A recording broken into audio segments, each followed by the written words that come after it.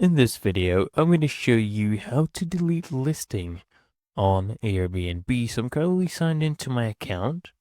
And what you're going to do is you're going to come to airbnb.com/hosting. Then go ahead and click on listings.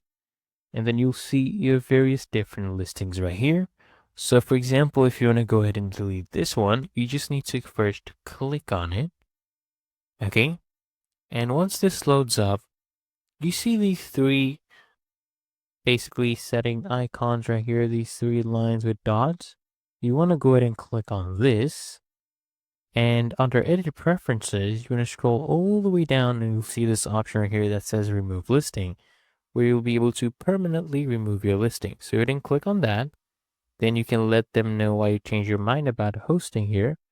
And maybe say that this is a duplicate listing or I'm no longer able to host. Let's just see another reason.